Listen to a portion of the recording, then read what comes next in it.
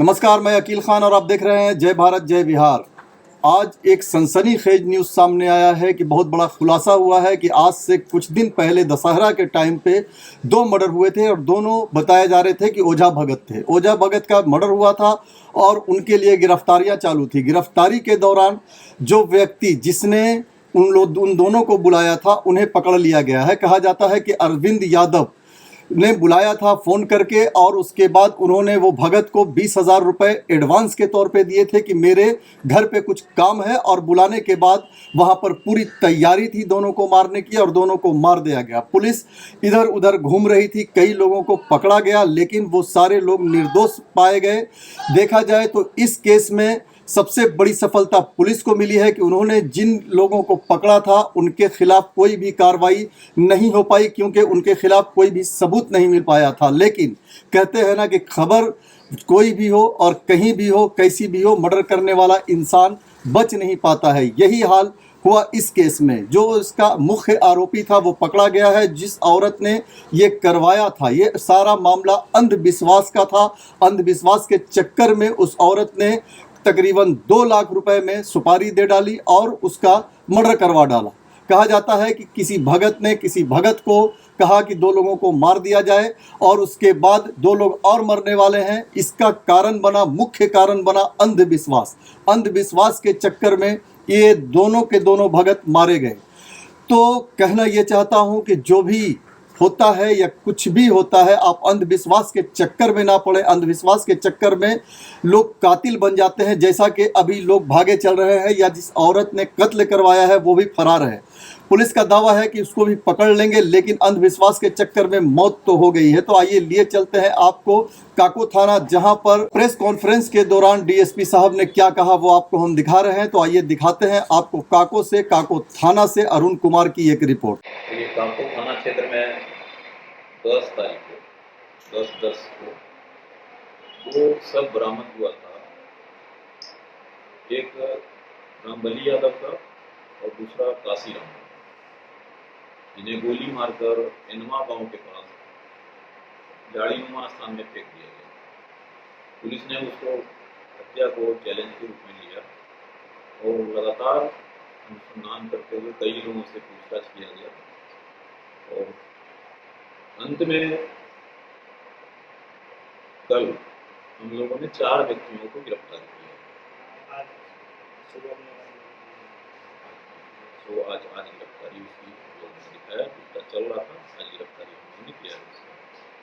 उसमें से 4 का नाम आपको बताना चाहते हैं। जो उसमें सबसे मेन था वो अरविंद कुमार उर्फ लाडी। ये व्यक्ति रामबली यादव को मसौड़ी से बुलाकर लाया और उसके सहयोग में अन्य जो अपराधकर्मी हैं उनका एक सिंटू कुमार है फिरोजी गांव के, महेंद्र यादव हैं फिरोजी गांव के और सुशील यादव हैं फिरोजी गांव के। इन 4 लोगों ने मिलकर उसकी हत्या इनवा गांव के पास की। इन्होंने स्वीकार किया है, घटना में शामिल होने की बात बताया है, क्यों घटना किया ये सारी बात बताया है। घटना का कारण क्या है? घटना का कारण ये है कि रामबली यादव जो मृतक हैं वो सातनपुर में जमीन खरीदने, उनका बात चल रहा था, जमीन खरीदना चाह रहे थे।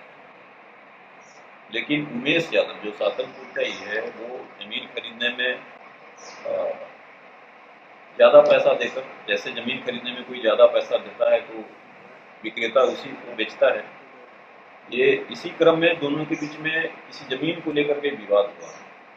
उस विवाद के बाद मामला कुछ बना नहीं, इस रजिस्ट्री किसी का नहीं हुआ। लेकिन इस बीच में घटना ये हुआ कि उदय यादव जो है उनकी मृत्यु हो गई चेन्नई में। इसके पूर्व उनके पुत्र की मृत्यु लगभग वर्ष भर पूर्व सांप काटने से हुई। तो उनकी पत्नी को ऐसा एहसास हुआ कि कहीं मेरे घर में कुछ गड़बड़ी चल रहा है और इसमें कहीं ना कहीं रामबली यादव का हाथ है, जो भगत हैं। तो एक किसी दूसरे भगत के पास इन्होंने संपर्क किया। दूसरे भगत ने बताया कि हाँ, इन दोनों को मारने के पीछे उसी रामबली का भगत है और 2 लोगों को और वो मारना चाहता है आपके घर में। अब इस बात से वो महिला डर गई, सहम गई और अपने रिश्तेदारों को इसमें शामिल किया और हत्या में उसका भी हाथ है और चारों के सहयोग से उसकी हत्या करवा रहे हैं। क्या उसकी महिला भी है? जी महिला भी नहीं, महिला उसमें है शामिल, षड्यंत्र में शामिल है वो महिला, क्योंकि घटना तो वहीं से शुरू हुआ। उमेश यादव की मृत्यु के बाद वो ये पैदा हुआ सारा चीज। महिला भी फरार है। महिला फरार है, महिला को पुलिस ने खोजने का प्रयास किया, वो गाँव से फरार है। और इसमें इन चारों को उन्होंने 2 लाख रुपया देने का वचन दिया था कि काम हो जाएगा, 2 लाख देंगे।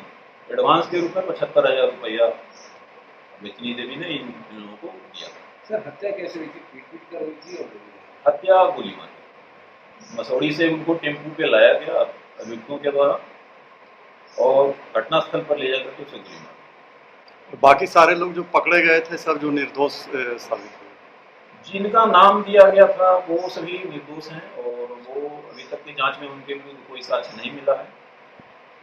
उसके वजह से पुलिस को वास्तविक अभियुक्त तक पहुंचने में समय भी लग गया, नहीं तो और पहले हम लोग उसको सोल्व कर लिए होते और अभी पहले पकड़े जा सकते थे। थोड़ा भी हम लोग विवरण हुए प्राथमिकी में गलत नाम होने से। बाकी बरामदगी कुछ हुई है? हथियार की बरामदगी अब तक तो नहीं हो पाई है, प्रयास पुलिस कर रही है, निकट भविष्य में मिले।